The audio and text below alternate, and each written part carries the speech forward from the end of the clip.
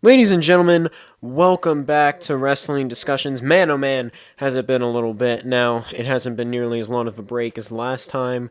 But again, nonetheless, I would like to apologize for my absence. I know I said in my last video that I would be gone a day at most. Unfortunately, a day at most turned into 3 days. But nonetheless, I am back and I am ready to make a video for you all. And we are going to start with none other than Friday Night Smackdown. Now, actually, I don't even want to start with Friday Night Smackdown. I'm just going to talk about a bunch of things in general in the wrestling world right now because so much has happened over the weekend in terms of the draft and in terms of just a bunch of things that I've been hearing about. And so I'm going to start with one of the number one things, and that is the draft. In regards to the draft, tonight, Monday Night Raw is going to continue the draft. Now, I am unsure if this is the last night of the draft, or if the draft is ending next Friday, or I'm not sure when the draft is exactly ending. All I know is that the draft is so far, it's covering a lot of its bases, and it's changing a lot of things up. So far, we've been hinted at the fact that Bianca Belair and Rhea Ripley are title swapping. Bianca Belair was drafted to SmackDown. Rhea Ripley, we don't know where she's being drafted to yet. We don't know where the Judgment Day is being drafted to yet. We don't know. We don't know where Austin Theory is being drafted to yet. We do know that Gunther, the Intercontinental Champion, him and Imperium, Vinci and Ludwig Kaiser, they're being drafted to none other than Monday Night Raw. And so it can only be assumed that Austin Theory is going to be drafted to SmackDown unless they end up having Gunther lose the Intercontinental Championship on Raw at some point soon, and then the person that wins it goes to SmackDown. Personally, I wouldn't mind seeing Austin Theory on the blue brand. But nonetheless, dude's been great as a United States champion, so I'm hoping even if he does go to the blue brand, that doesn't change anytime soon. On top of that, and this is a question I've been asking myself, I'm sure it's a question many of you have been asking yourself, where is Seth Rollins going? We all know who's going to SmackDown, and that is none other than the Tribal Chief, the head of the table, the undisputed WWE Universal Champion for almost nearly 1,000 days, Roman Reigns. And he was none other than the number one draft pick, him and the rest of the bloodline. And when I say the rest of the bloodline, you probably think I'm talking about the Usos and Paul Heyman and Solo Sikoa. You would be wrong. I am only talking about Roman Reigns, Solo Sikoa, and Paul Heyman, because on Friday Night SmackDown, the Usos had nothing to do with the draft. They weren't even included in the Bloodline draft. When the Bloodline were announced to SmackDown, the Usos were nowhere near in that inclusion. And many people are speculating that the Usos are going to Monday Night Raw as punishment for their loss against Sami and Kevin. My speculation is that going into Backlash, we are going to see Sami Zayn, Matt Riddle, and Kevin Owens win. And that is going to cause even more turmoil for Roman Reigns and the rest of the bloodline. And the Usos are going to suffer even more, in my opinion. Now, Backlash is close as far as I know. It's getting there. And Seth Rollins has been white hot, like I talked about in a couple videos now. He's been on the edge of his game, he's been on the edge of his seat, he's been doing very, very well in the position he's been in. Seth has not been drafted yet. Many people are speculating that Seth Rollins is going to be drafted to Monday Night Raw. Here's my thing with that. That's what people would expect you to think, because Seth Rollins cut a promo in front of the World Heavyweight Championship. But if you remember, he also mentioned Roman Reigns when he cut that promo. He's also mentioned Roman Reigns in the past, back in early 2022. He's confronted Roman Reigns in early 2021 on multiple occasions. And now he's here at what could very most likely be the peak of his career in almost the past 3 years since the pandemic. And now he could have a real shot at either going to SummerSlam or Survivor Series or some major event down the line to fight Roman Reigns. Now, again, many people are speculating Seth Rollins is going to be the first ever World Heavyweight Champion now that the title's been brought back. My belief is that Seth Rollins is people are wanting you to think he's going to Raw, especially since he's having this thing with Omos. But my speculation is that Seth Rollins is going to go the other way. Seth Rollins is going to go to the blue brand. Seth Rollins is going to go to SmackDown. Now, we also saw Cody Rhodes get drafted, and even Shinsuke Nakamura. Cody Rhodes and Shinsuke Nakamura were both drafted to Monday Night Raw. Now, I had said this in a previous video when I was discussing who might beat Roman Reigns. I had said it could be Cody, it could be Shinsuke, it could be Karrion Kross, it could be Seth Rollins. Well, we already crossed out 2 of those names. Cody Rhodes and Shinsuke Nakamura. Now, a lot of people have been asking themselves, well, what does this mean for Cody? What does this mean for Cody Rhodes versus Roman Reigns? He's not going to be able to fight him. That's not necessarily true. Money in the Bank is, I want to say, going to be in June, maybe July. We will most likely potentially see Cody Rhodes in the ladder match. Maybe. He could potentially win Mr. Money in the Bank and maybe cash in on Roman Reigns if he wanted to.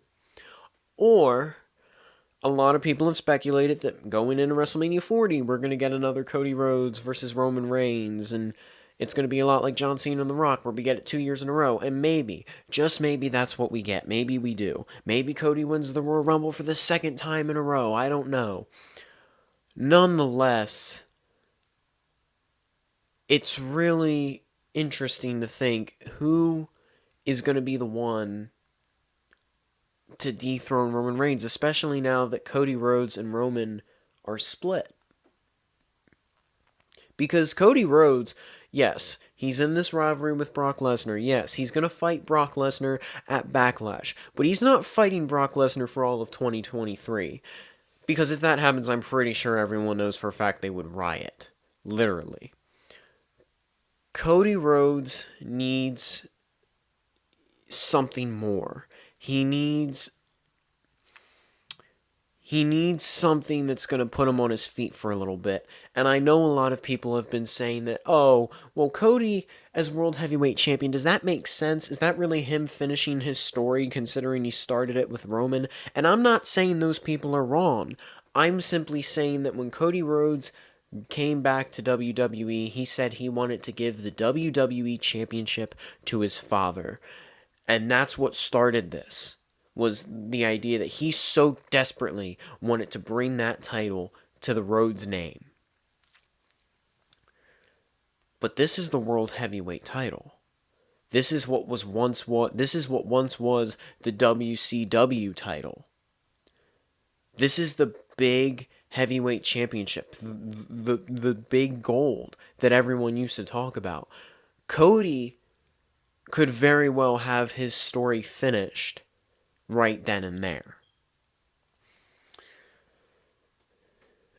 And I'm not saying I want it to happen. I'm not saying it's going to happen. I'm simply saying that could be what happens.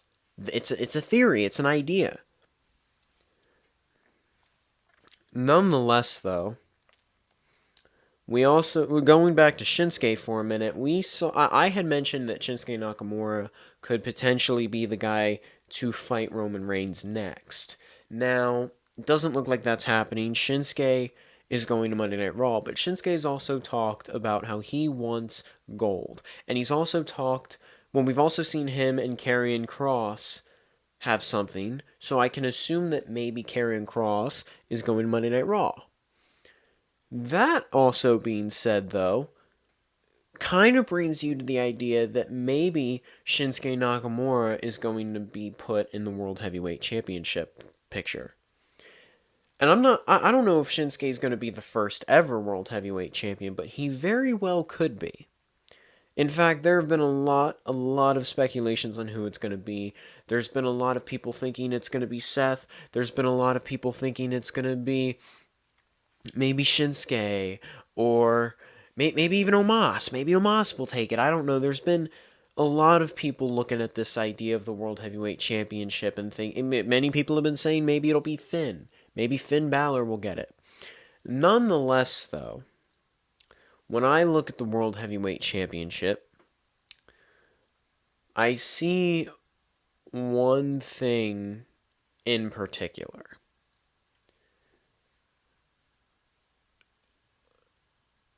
As far as I know, Edge has been drafted to SmackDown, Drew McIntyre has been drafted to Raw, and Bobby Lashley has been drafted to SmackDown. And you might be wondering why I bring these up while I'm talking about the World Heavyweight Championship. It's simple. All three of those competitors are people you could look at and say, oh, maybe they'll be put in the world title picture. Here's the issue. Edge has unfinished business with Roman Reigns. This has been stated. This has been made fact. And it's been pretty much proven that Edge could beat Roman Reigns if there was no interference involved. And so we could very well see Edge versus Roman Reigns again, maybe, down the line. I don't know. But we could also very well see Bobby Lashley versus Roman Reigns, a match that I think people have been wanting, a match that I think Bobby himself has been wanting, and a match I think that could be very, very popular and very well deserved. My thing is, the titles are not being... Roman is not defending the belts at Backlash. This has been proven. This has been mentioned. However, Night of Champions is only a few weeks away. It's in towards the end of May, May 27th. And Roman Reigns is most likely going to be forced to defend his titles because at Night of Champions, it's a very well-known rule that at the Night of Champions pay-per-view, every single belt is defended. And so we could very well see Roman Reigns defend his titles against Bobby Lashley. We could very well see Roman Reigns defend his titles against Edge. I don't necessarily know I don't necessarily know who's going to fight Roman next. I don't necessarily know what Bobby Lashley's going to do when he gets to SmackDown. I don't necessarily know what Edge is going to do when he gets to SmackDown. What I do know is that we could very well see Roman Reigns fight one of those two at Night of Champions. And people have to keep their eye out for that. People have to look at that and watch that. And realize that that is a very highly and likely idea. Now, those are just some of the drafts. Moving on to the women's division, or moving back to the women's division, I should say, many people are probably wondering, well, hey, Bianca Belair is defending her title against Io Sky. So what if they were hinting at the fact that Io Sky would be Roman's champion by keeping her on Monday Night Raw and keeping Ripley on SmackDown? Here's the thing with that. WWE already speculated that people would think that because they covered all of their bases when they drafted Damage Control as a unit, all three members, to Friday Night Smackdown.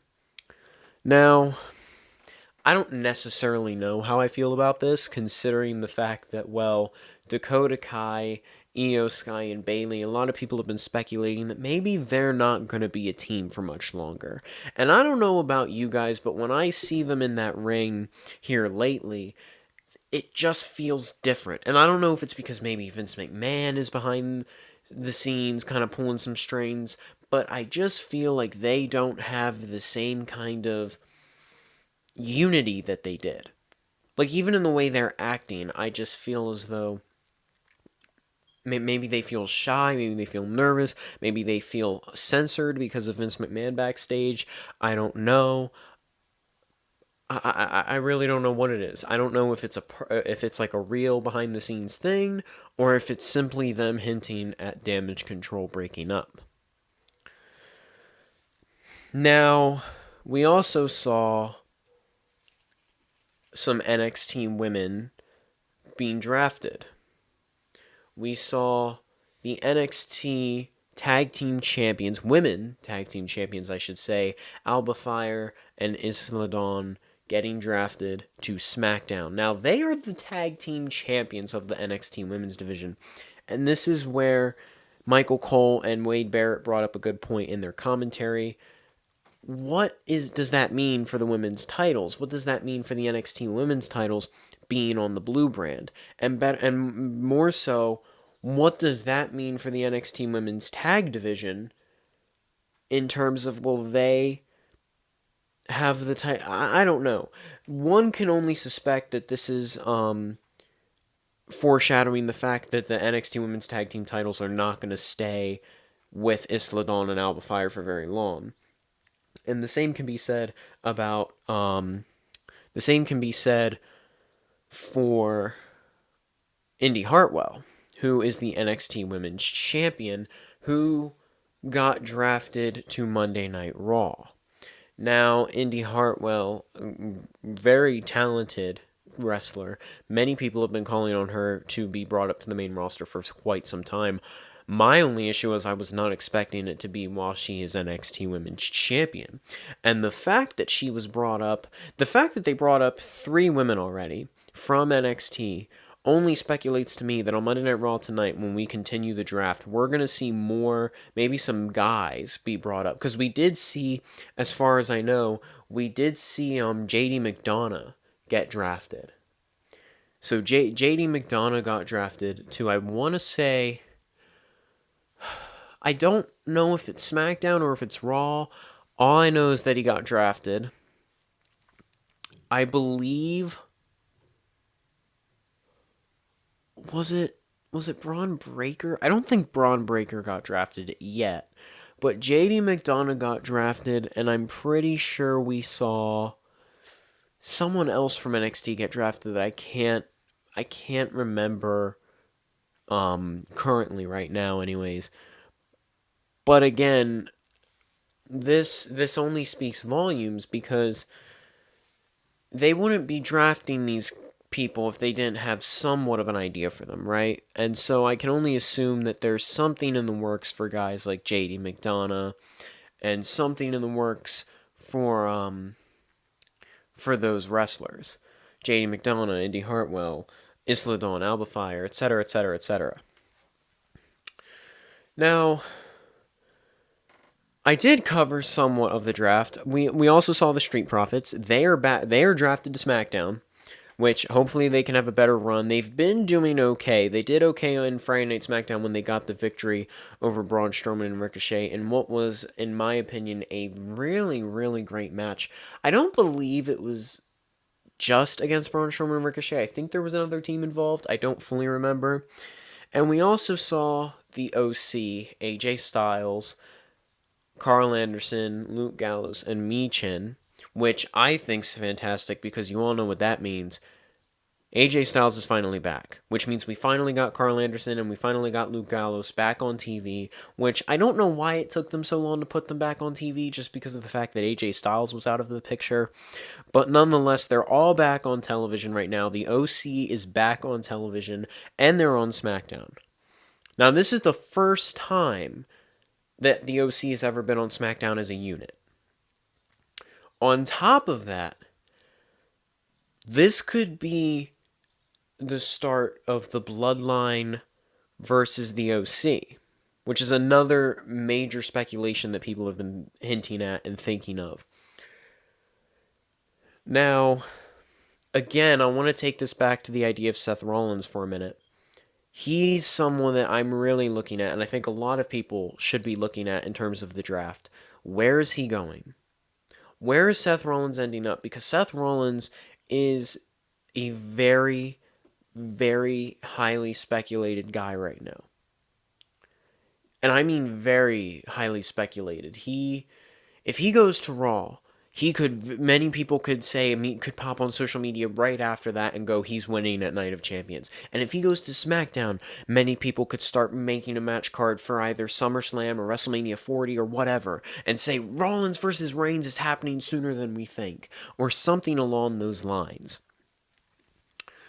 Now, we also saw some drafts like Matt Riddle the original Bro, he got drafted to, I believe, Monday Night Raw. We, I don't believe we saw Randy Orton get drafted yet. Which I only bring that up due to the simple fact that a lot of people are saying that this draft with Randy, it's important because it could determine if he's ready to go, if he's ready to come back yet or not. I don't believe he was drafted. I can't remember. So if he was drafted, feel free to comment down below and correct me because I can't fully remember if he was drafted or not.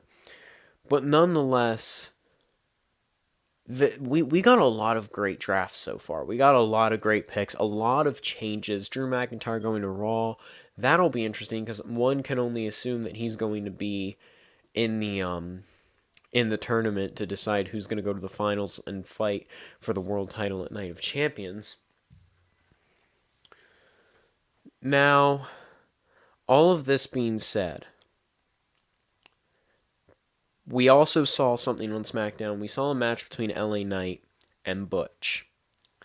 LA Knight got the win, and I think a lot of people were not only impressed, but a lot of people I think were talking about that because it means something for LA Knight. It means that once and for all, finally, LA Knight is being given something.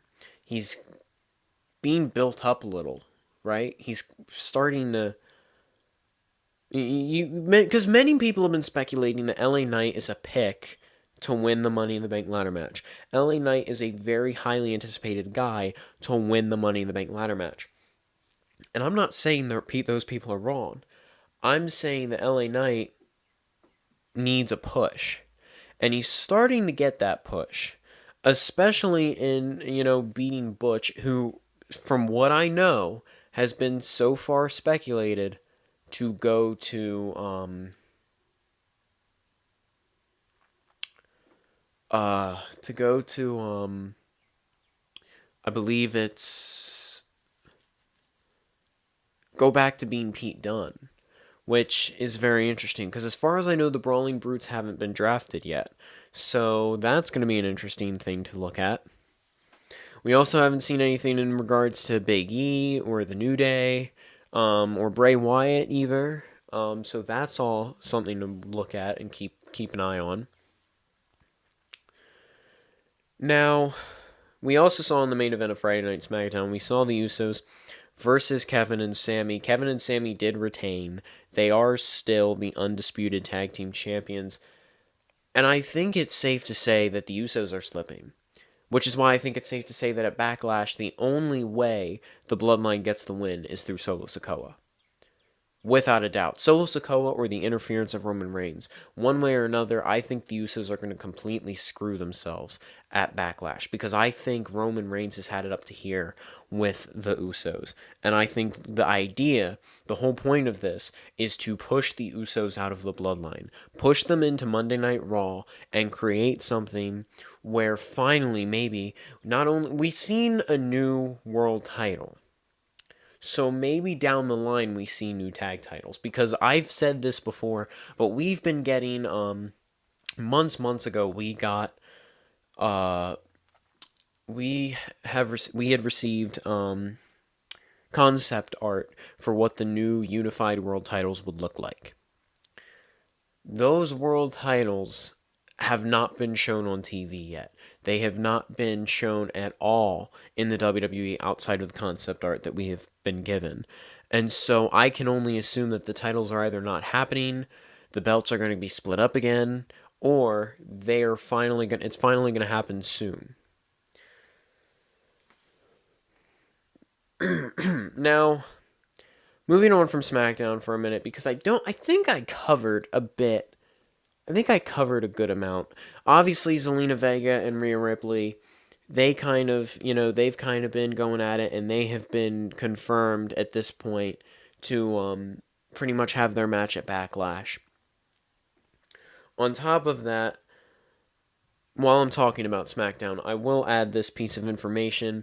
A lot of people have been saying that there's been speculation that Liv Morgan and Raquel Rodriguez are going to get stripped of their titles.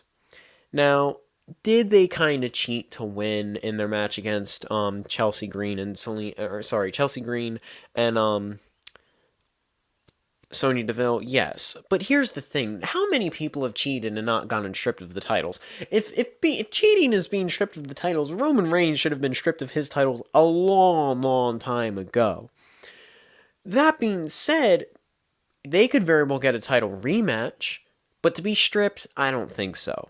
And I think, and this was also mentioned, the fact that Adam Pearce and Chelsea Green have this like backstage rivalry in terms of on TV, one can only assume that Adam Pearce is at the very most going to give them a rematch, especially not especially not strip Liv and Raquel of the titles. That would be stupid.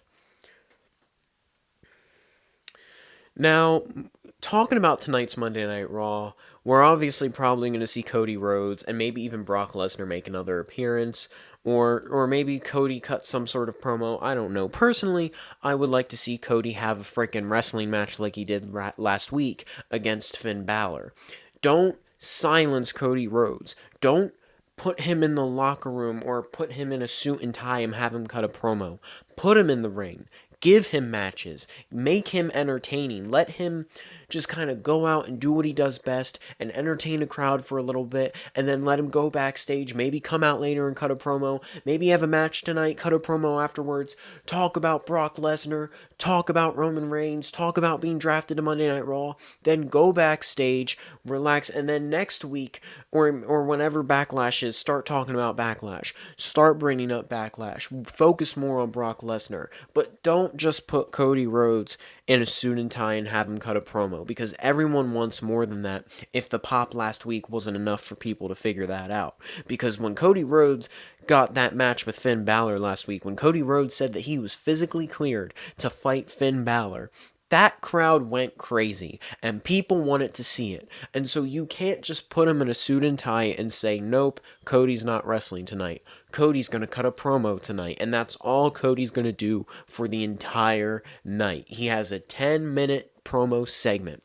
You can't do that, because that is pretty much putting shackles on Cody Rhodes. That is censoring Cody Rhodes. That is putting Cody Rhodes in a corner where he cannot be his best self. He cannot be the American Nightmare that he was meant to be.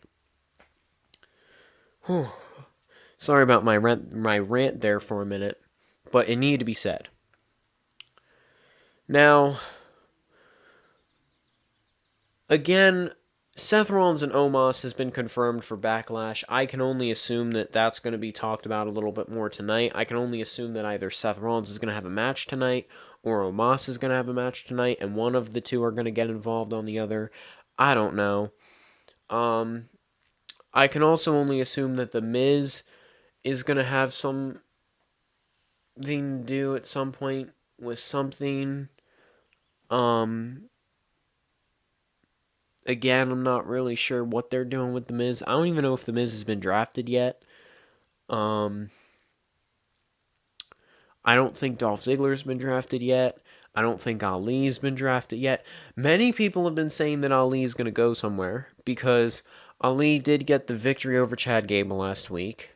So maybe Ali gets a match against Austin Theory or Gunther or something, maybe. I don't know. We also, we could also look at the idea that on Monday Night Raw, we could also see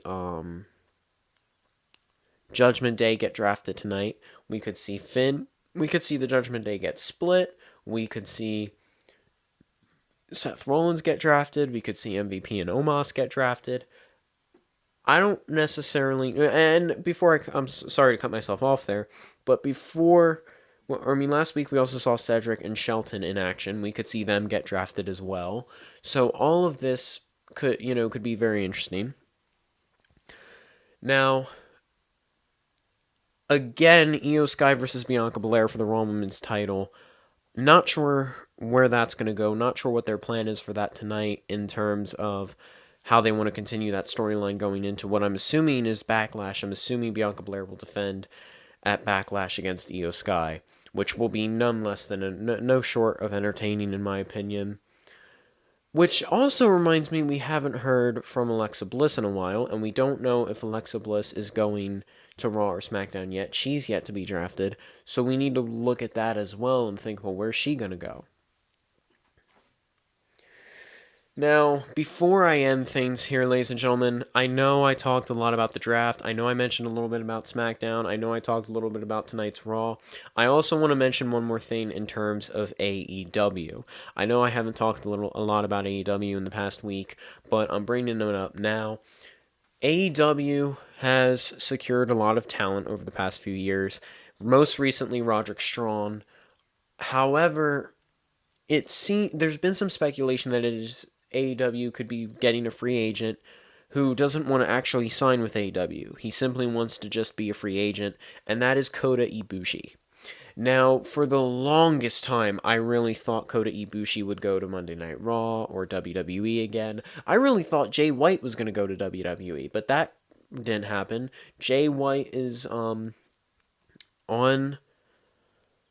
AEW now. Kota Ibushi, I don't know if he's going to AEW. He did stress the idea that he kind of wants to stay between America and Japan. He kind of wants to go between AEW and Japan at times.